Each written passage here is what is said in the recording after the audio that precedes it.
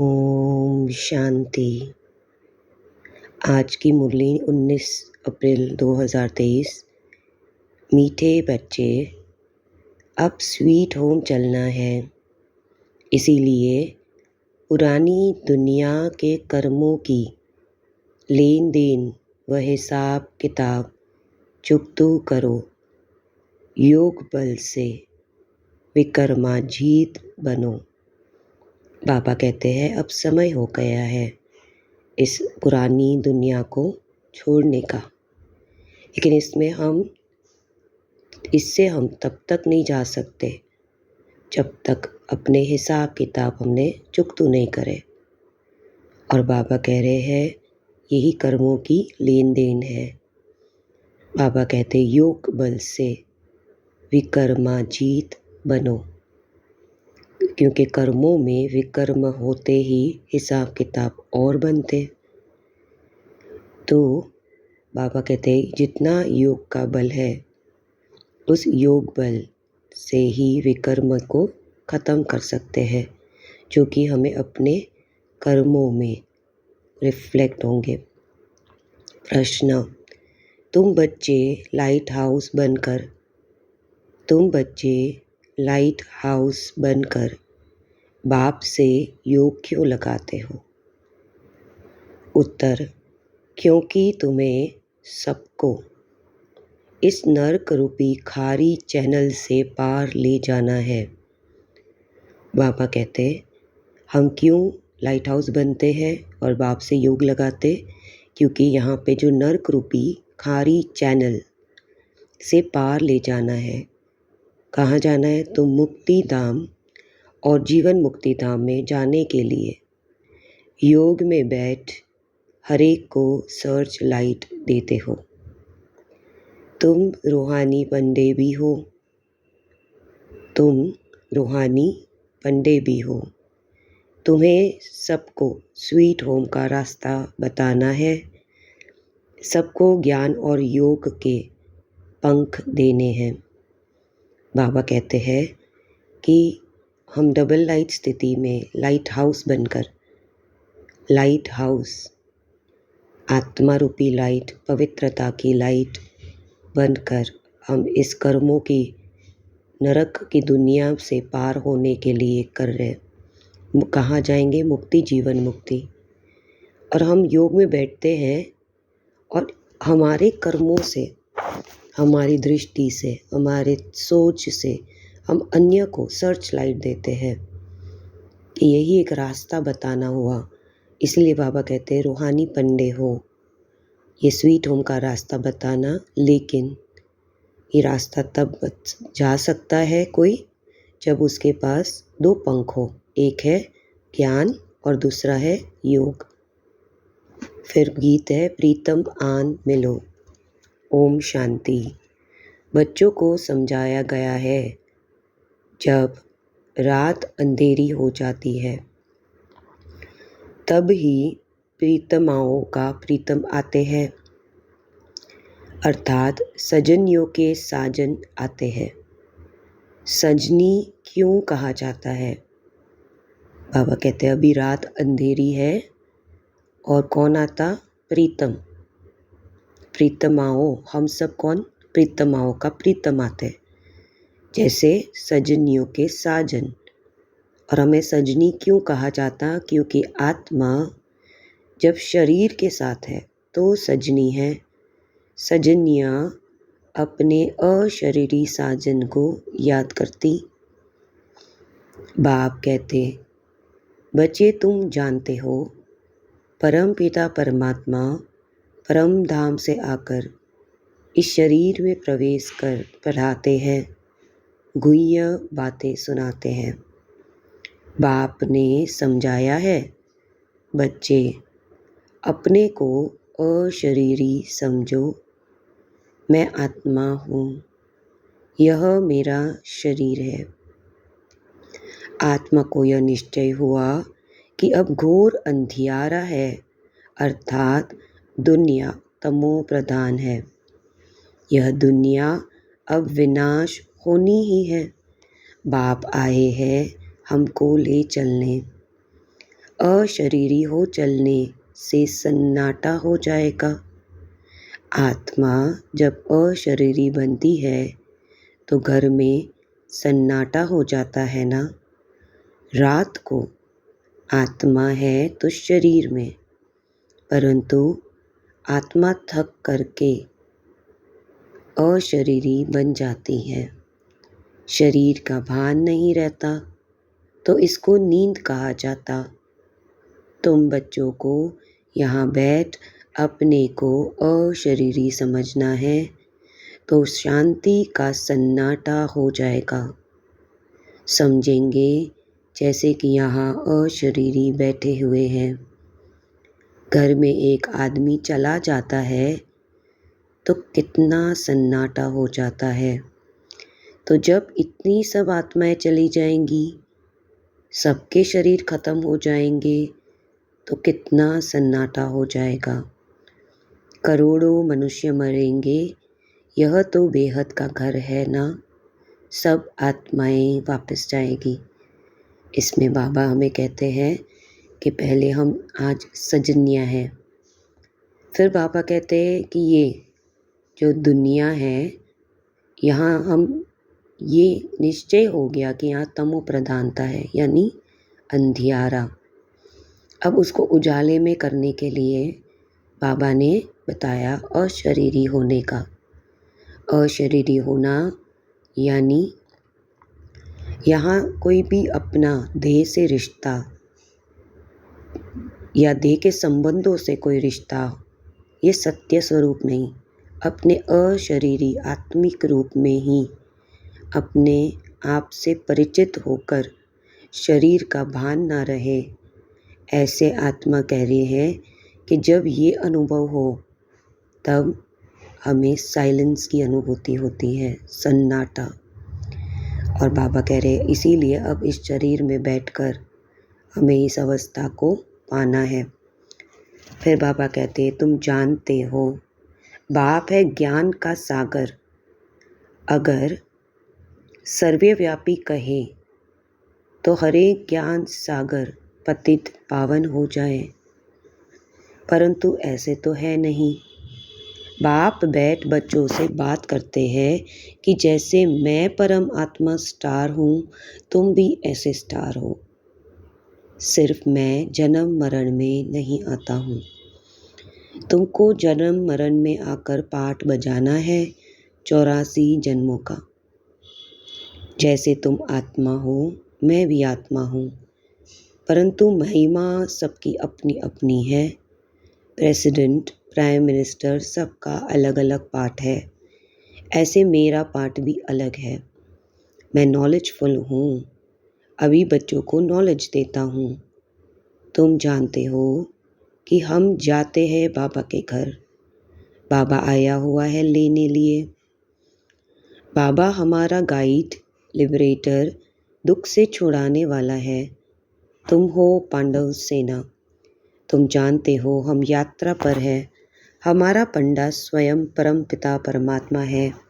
तुम भी रास्ता बताते हो। तो तुम ब्राह्मण रूहानी पंडे ठहरे। वे ब्राह्मण जिस्मानी पंडे हैं।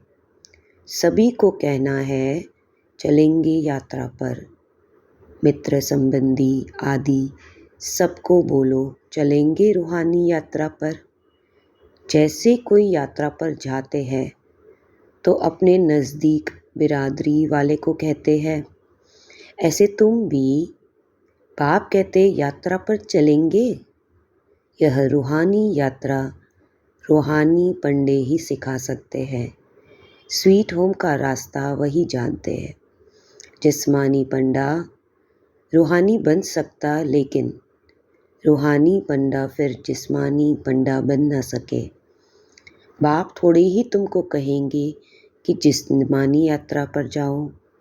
पंडे तब बन सकेंगे जब देख कर आए हो।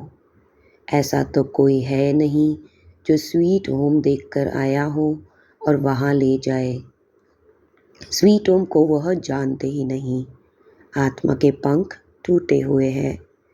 जब तक बाप न आए तब तक पंख मिल ना सके। मलहम पट्टी कोई कर न सके, योग से ही पंख मिलेंगे। भागना सबको है, कोई योग बल से विक्रमाजीत बनते, कोई फिर सजाएं खाकर हिसाब किताब चुकतू करते। दुख का सारा हिसाब किताब चुकतू होता, यह सब ड्रामा में नूंद है। अपने विकर्मों का साक्षात्कार गर्भ में होता है, फिर सजाएं भोग बाहर निकलते।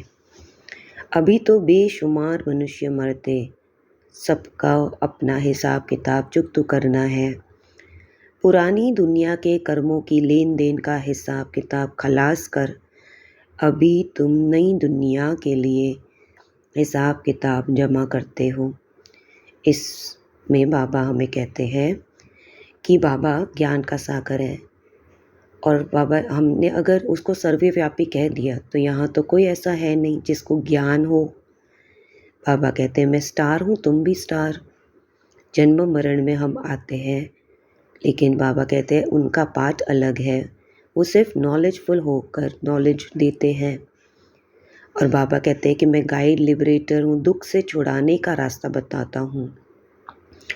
कह रहे हैं कि मैं रूहानी पंडा हूँ क्योंकि मैं परम धाम को जानता हूँ। मनुष्य कोई नहीं जानते, जब वह ब्राह्मण बने तब वो रास्ता जानते हैं। फिर बाबा कहते हैं कि जब हम जाते हैं यात्रा पर तो हमें आसपास वालों को बताकर जाते हैं। ऐसे ही बाबा कहते हैं कि जब मैं आया तो मैंने आप सबको पूछा आप आओगे स्वीट होम का रास्ता, क्योंकि वही जानते हैं, है ना। तो बाबा कह रहे हैं कि स्वीट होम देख कर आए हैं। बाबा कह रहे हैं लेकिन यहाँ आत्मा क्यों नहीं जानती थी स्वीट होम, क्योंकि उसके पंख टूट गए थे, ना ज्ञान था ना योग। और बाबा इसलिए कह रहे अब घर जाने से पहले योग बल से विक्रमाजीत बनो। दुख का सारा हिसाब किताब चुकतू करना है, क्योंकि ड्रामा में नूंद है कि अगर विकर्मों का साक्षात्कार गर्भ में होता है यानी सजाएं भोगनी पड़ती है। इसीलिए बाबा कह रहे हैं नई दुनिया के लिए हिसाब किताब जमा करते हो। बाप कहते तुम याद में रहो, तुम याद में रहो तो विकर्मा विनाश होंगे, फिर स्वदर्शन चक्र फिराने से तुम्हारी बहुत मिल्कियत जमा होगी। योग से हेल्थ, ज्ञान से वेल्थ मिलती। जितना बाप को याद करेंगे उतना निरोगी काया मिलेगी। दुनिया इन बातों को नहीं जानती, वह तो विष्णु को स्वदर्शन चक्रधारी समझते हैं। शंख चक्र गदा पद्म आदि उनको देते, अब उनको शंख थोड़े ही बजाना है। यह तो है तुम्हारे पास। तुम शंख बजाते हो, कहते हो मन मना भव मध्याजी भव। कितना सहज है। तुम लाइट हाउस हो, सबको रास्ता बताते हो मुक्ति धाम का। फिर आएंगे जीवन मुक्ति धाम में। योग लगाते हो, नर्क खारी चैनल से पार ले जाने लिए सर्च लाइट देते हो। मुक्ति धाम जाना है, फिर सर्च लाइट देते हो। यहाँ जीवन मुक्ति में आना है। यह बेहद का ड्रामा है जो जूं मिसल चलता रहता। हम एक्टर हैं, हमारा इस ड्रामा में 84 जन्मों का पाठ है। भगवान ने आकर सहज राजयोग सिखाया है, यह कोई नहीं जानते। भगवान को आना ही है कल्प के संगम युग पर।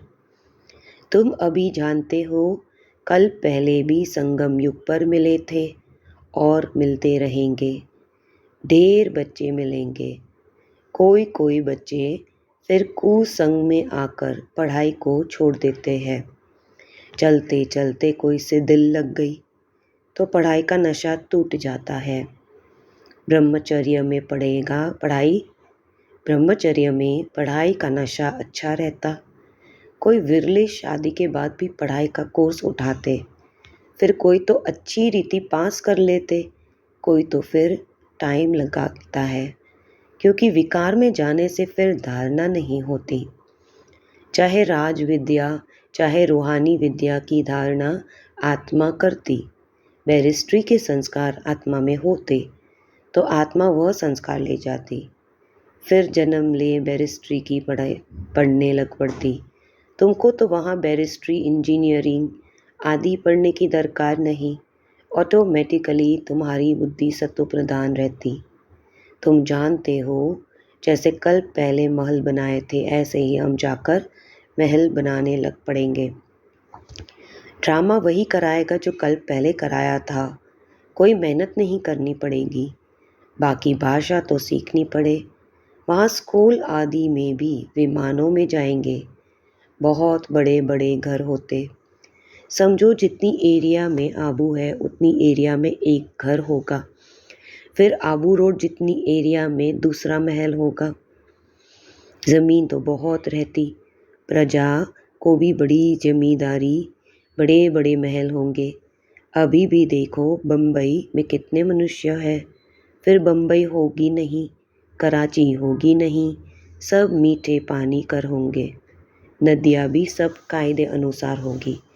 मजाल है कोई नदी उथल खाए, सब तत्व आदि ऑर्डर में रहेंगे। तुम प्रकृति पर विजय पाते हो, 5 तत्व पर तुम्हारा राज्य चलता। अभी गुस्ताखी चंचलता नहीं करेंगे। इसमें बाबा ने हमें बताया कि याद से विकर्म विनाश, स्वदर्शन से तुम्हें मिल्कियत जमा होगी।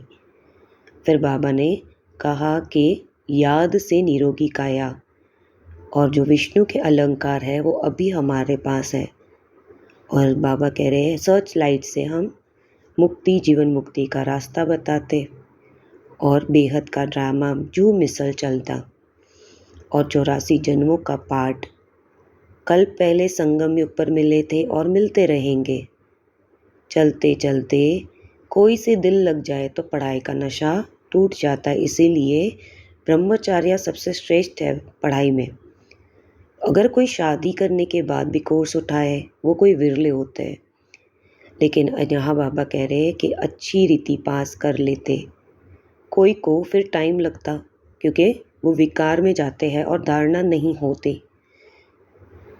तो बाबा कह रहे हैं कि जैसे हर एक आत्मा में वो संस्कार है जो वो जन्मों जन्म उठाती, और ड्रामा वही कराता है। फिर बाबा ने सतयुग के बारे में बताया कि वहाँ स्कूल में हम विमान में जाएंगे, आबू जितना एरिया ही घर होगा, और प्रजा के पास भी बड़े बड़े महल होंगे। बम्बई कराची पानी होगा, 5 तत्व ऑर्डर में होंगे। अब बाबा कहते हैं तो बाप की श्रीमत पर चलना पड़े। बाप कहते हैं काम महाशत्रु, इनको जीतो नहीं तो वर्षा नहीं मिलेगा। इस समय फेल हुए तो कल्प फेल हो जाएंगे, फिर चांस नहीं मिलेगा। उस पढ़ाई में फेल होते हैं तो दोबारा पढ़ते हैं, यहाँ फिर यह चांस नहीं। कल्प का चांस है, प्राप्ति बहुत ऊंची है। समझाना चाहिए। सन्यासी लोग कहते हैं दोनों को पवित्र रहना इम्पॉसिबल है। बोलो नहीं, पॉसिबल है। सन्यासियों के लिए इम्पॉसिबल क्यों है? क्योंकि उनका हठ योग है, घर बार छोड़कर जाते, फिर भी वही शंकराचार्य आएंगे। भारत पतित होने लगता तो सन्यासी आकर थमाते, इनकी सेवा का उनको फल मिलता, जो गवर्नमेंट के भी गुरु बन जाते। तुम बच्चों का तो सबसे बड़ा मान है, तुम्हारी जो आमदनी होती है वह कोई की हो न सके। जो गरीब है 1 पैसा देते, उन्हें भी महल मिल जाते। प्रत्यक्ष फल का साक्षात्कार दिव्य दृष्टि से होता। दिव्य दृष्टि दाता आकर तुमको पढ़ाते, नहीं तो एम ऑब्जेक्ट का मालूम कैसे पड़े। इसीलिए माताओं का साक्षात्कार कराता हूँ। मीरा ने कितनी तपस्या की, परंतु वह कोई वैकुंठ की मालिक बन न सके। बाप कहते हैं साक्षात्कार मैं कराता हूँ। 1 सेकंड में दिव्य दृष्टि मिलने से वैकुंठ में जाएं, डांस करते हो। इसमें कोई तपस्या आदि की बात नहीं। भक्ति मार्ग में तो बहुत नौदा भक्ति करने के बाद साक्षात्कार होता। दिव्य दृष्टि की चाबी मेरे हाथ में है। कोई को मैं देता नहीं। भक्ति मार्ग में वहाँ बैठ साक्षात्कार कराता हूँ। तुम बच्चों को तो विश्व का मालिक बनाता हूँ। दुनिया में तो अनेक प्रकार के मनुष्य हैं, कोई धन में मस्त, कोई साइंस में, कोई किस में, परंतु तुम्हारे आगे सब वर्थ नॉट अ पेनी है। सबका धन मिट्टी में मिल जाता, सब खाक हो जाएगा, किसकी दबी रही धूल में। चोर भी बहुत लूटते, हर एक अपने हम जीन्स को प्यार करते, दूसरे को देखते ही गर्म हो जाते। दिन प्रतिदिन तुम देखेंगे कि कितनों को मारते रहेंगे। चाहते हैं कि हर एक अपने बर्थ प्लेस में चले जाएं, तो अपने देश से निकालते रहते। अब तुम बच्चे बाप को याद करने से बरसा लेते। जानते हो, हम अशरीरी आत्मा है, 84 जन्मों का अब पाठ पूरा किया। कितने करोड़ आत्माएं हैं, अभी भी जीवन कहानी तो नहीं बताएंगे ना, मुख्य ही बताएंगे। मुख्य हो तुम, तुम्हारा मंदिर बना हुआ है। जगत अम्बा, जगत पिता के बच्चे तो बहुत होंगे। वैकुंठ का भी याद प्यार, इनका चैतन्य मंदिर वास्तव में सतयुग है। जड़ मंदिर में स्वर्ग के सब एक्टर्स नहीं आ सकेंगे। यह है मॉडल रूप में मंदिर यादगार। लक्ष्मी नारायण का मंदिर कितना छोटा, सतयुग में तो चैतन्य मंदिर कितना बड़ा होगा। कितने बाग बगीचे, मुगल गार्डन तो उनके आगे कुछ भी नहीं। वहाँ के फूल आदि कितने अच्छे होंगे तो बात मत पूछो। रात दिन का फर्क, जैसे झाड़ पुराना होता तो फल देते देते ख़त्म हो जाता। कहा जाता अब झाड़ सड़ गया, यहाँ की हर चीज़ ख़त्म हो जाती। वहाँ के आम बड़े बड़े फर्स्ट क्लास होंगे। अब हम राजधानी स्थापन करते हैं श्रीमत पर, तो श्रीमत पर चलना पड़े ना, पवित्र भी बनना पड़े। मुश्किल तो कोई बात नहीं है। एक जन्म पवित्र रहने से 21 जन्म स्वर्ग की राजाई करेंगे। फिर भी ऐसा कौन होगा जो पवित्र नहीं बनेगा, श्रीमत पर नहीं चलेगा। अब बाबा कहते हैं इसमें कि काम महाशत्रु है, इस पर हमें जीत पानी है। और बाबा कह रहे अगर अभी फेल हुए तो कल्प ऐसा ही पाठ नून जाता। प्राप्ति तो बहुत ऊंची है। बाबा कहते सन्यासी लोग की भाषा क्या होती है कि हठ योग से घर बार छोड़ दो क्योंकि पवित्र बनना है। बाबा कह रहे ऐसे भी हैं, लेकिन उन सन्यासियों से भारत थमा कर रखते हैं। लेकिन बाबा कहते हैं इसकी सेवा से फल मिलता है ना, और क्या मिलता कि गवर्नमेंट के भी गुरु बन जाते। अब बाबा कह रहे हमारा सबसे ऊंचा मान है। हम यहाँ 1 पैसा देंगे तभी हमें महल मिलेगा, हमें दिव्य दृष्टि मिलती है, एम ऑब्जेक्ट मिलती है।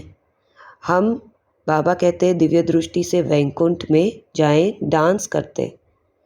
और बाबा कह रहे हैं कि सिर्फ नौधा भक्ति करने के बाद साक्षात्कार होता। दिव्य दृष्टि की चाबी बाबा कहते हैं जिसको मैं देना चाहूँ, जो इस विश्व के मालिक बनते।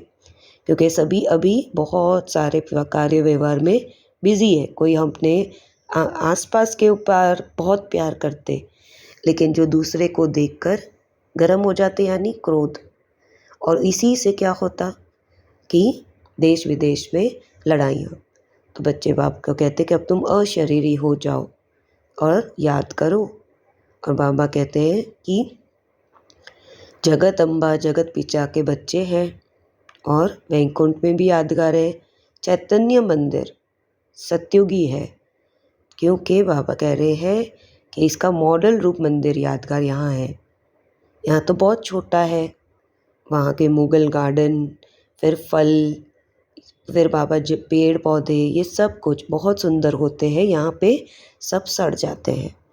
इसीलिए बाबा कहते कि राजधानी स्थापन करते हैं श्रीमत पर। इसमें पवित्रता भी चाहिए, और 1 जन्म पवित्र रहने से 21 जन्म स्वर्ग की राजाई मिलती है। तुम जानते हो भारत सचखंड था, यहाँ सच्ची बादशाही थी। अभी यह है झूठ खंड, हर बात में झूठ बोलते रहते। कहते फलाना ज्योति ज्योत समाया अथवा निर्वाण धाम गया। अब तुम जानते हो निर्वाण धाम तो रहने का स्थान। अब तुम हर एक बात यथार्थ बताते, बाप को ट्रुथ कहते, वह सचखंड स्थापन करते, भक्त जन्म बाय जन्म भगवान को याद करते, परंतु उनको भगवान का पता नहीं। वह प्रीतम अब तुम बच्चों को राज्य भाग्य देकर खुद छिप जाते, तब कहते तुम्हारी गत मत तुम ही जानो, तो ज़रूर कोई भी नहीं जानते। हे प्रभु तुम्हारी गत मत तुम ही जानो और न जाने कोई। श्रीमत में क्या होगा गति सदगति वह तुम ही जानो। अब बच्चों को आप श्रीमत देते, अपने को आत्मा समझ मुझे याद करो। टीचर यह प्रतिज्ञा कराएंगे क्या, मैं तुमको बैरिस्ट्री की गद्दी पर बिठाऊं? वो तो खुद पढ़कर बैरिस्ट्री की गद्दी पर बैठेंगे। बाप कहते जितना याद करोगे तो योग से सब पापों से मुक्त होंगे। याद करने से तुम्हारी आत्मा जैसे मेरे पास आ रही है। अपने पास चार्ट रखना, कोई का चार्ट आधे घंटे का होगा, कोई का सवा घंटा, कोई तो 5 मिनट भी नहीं, कोई तो बहुत अच्छा चार्ट है। यह भी तुमको साक्षात्कार होगा। स्कूल में टीचर अथवा स्टूडेंट्स खुद भी समझते हैं कितने नंबर में आएंगे, या तो नंबर वार बिठा नहीं सकते, फंक हो जाएंगे, इसीलिए अभी माला नहीं बन सकती। माया अच्छे अच्छे को नीचे ऊपर कर देती। श्रीमत पर नहीं चलेंगे तो माया घुसा मार देगी। इसमें है मेहनत। अब हम अब जाते हैं परम धाम। 84 जन्म पूरे हुए, बाबा आए हैं लेने लिए, तो बाप को याद करना है, औरों को भी मंत्र देना। मंत्र कोई जपना नहीं। गुरु लोग को किस्म किस्म के मंत्र देते। बाप कहते हैं श्रीमत को याद करो। प्रीतम आया प्रीतमाओं के पास, सारी दुनिया की आत्माएं प्रीतमाएं हैं तो उनको याद करती। अच्छा, इसमें बाबा हमें कहते हैं कि भारत सचखंड, अब तो सब झूठ ही झूठ है, कोई बात में भी सच्चाई नहीं है। अब बाबा कहते हैं कि अब ऐसा है कि श्रीमत से ही चलो, गति सदगति वही है, इसमें आत्मा समझकर याद करो। तुम बैरिस्ट्री की गद्दी पर बिठाओ, है ना। और बाबा कहते याद से ही आत्मा मेरे पास आ रही है। तो बाबा कह रहे याद के लिए चार्ट रखना है। और बाबा कह रहे कि कितने स्टूडेंट, टीचर भी स्कूल में पूछती है ना कि कितने नंबर में आएंगे, तो बाबा कह रहे हैं यहाँ तो कई ऐसे हैं जो चले जाते, श्रीमत पर नहीं चलते तो माया गुस्सा मार देती। और बाबा को याद करना, औरों को मंत्र देना, यह मंत्र कोई जपना नहीं। बाबा कहते प्रीतम को याद करो। अच्छा, मीठे मीठे सिकलते बच्चों प्रति माता पिता बाप दादा का याद प्यार और गुड मॉर्निंग। रूहानी बाप की रूहानी बच्चों को नमस्ते। धारणा, रूहानी बच्चों की रूहानी बाबा को नमस्ते, गुड मॉर्निंग, याद प्यार। धारणा, कुसंग में आकर कभी भी पढ़ाई नहीं छोड़नी, किसी भी देहदारी से दिल नहीं लगानी, पापों से मुक्त होने की विधि याद है, इसलिए याद का चार्ट ज़रूर रखना। याद में रहने की अपने आप से प्रतिज्ञा करनी है।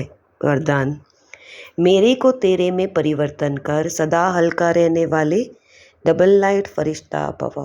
पहले बाबा कहते परिवर्तन करो, जो कुछ तुमने अपना माना है वास्तव में वो हमारा नहीं है, हमें मिला है, और ये मिला है यूज़ करेंगे, और फिर जब हमारा रोल ख़त्म हो जाएगा, कर्मों का हिसाब सेटल, तो हम वापस कर देते।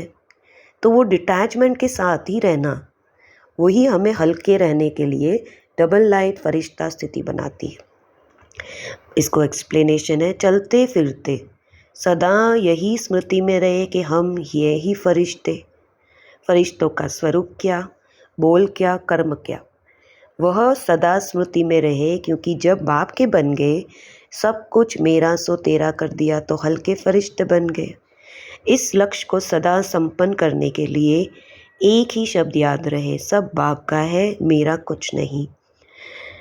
जहाँ मेरा आए वहाँ तेरा कह दो, फिर कोई बोझ फील नहीं होगा, सदा उड़ती कला में उड़ते रहेंगे। बाबा इसमें बहुत सुंदर कह रहे हैं कि फरिश्तों, अगर आप खुद एक एंजल हो, एंजल सिर्फ देने की भावना वाला होता है और उसको वो कोई भी चीज़ पजेस नहीं करता। फरिश्तों की सबसे बड़ी विशेषता। तो बाबा कह रहे इस दुनिया में तुम्हारे पास अपना घर है, अपनी फैमिली, रिश्ते, अपना खुद का देह है, अपने खुद के देह की दुनिया के पोजेशंस है, घर की हर एक चीज़ है, या आपके पास अपने खुद के धन है, अपनी खुद की ऑफिस है, स्टेटस है, गाड़ियाँ हैं, बहुत सारी चीज़ है। लेकिन और सबसे बड़ी चीज़ होती है अहम भाव। कई बार हम बहुत ज़्यादा हाई पोजीशन में या घर के बड़े हैं तो हम छोटों से भी वही उम्मीद रखते हैं कि हम ये हैं, उससे ही हमें बोझिल हो जाता है। ये सारे बोझ है, तो ये सारे बोझ हटाने हैं और बाबा को देने हैं, क्योंकि वास्तव में ये हमारे हैं नहीं। और जब हम ये स्थिति पर आते हैं तो उड़ती कला में रहते हैं, जिसको फरिश्ता कहते हैं। स्लोगन, बाप के ऊपर बलिहार जाने का हार पहन लो तो माया से हार नहीं होगी। यानी जो बाबा पे बलिहार जाए, तन मन धन पूरी तरह से हार जाओ अपने आप को उन पर, तो माया से हार नहीं होगी। बाप है तो माया कोसों दूर बैठी है। और आज बाबा कहते पढ़ाई को कभी नहीं छोड़ना, कोई देहदारी से दिल नहीं लगानी, पापों से मुक्त होने की विधि याद है, इसलिए हमें चार्ट रखना है। तो आज हम सब जो इस मुरली को सुन रहे हैं, 8 घंटे का 4 घंटे बैठक और 4 घंटे कर्मयोग का चार्ट 100% देंगे, इसमें फेल नहीं होंगे और कोई भी चीज़ में मेरापन समाप्त। बाबा पे बलिहार जाकर माया से हार नहीं खाएंगे। अच्छा, ओम शांति।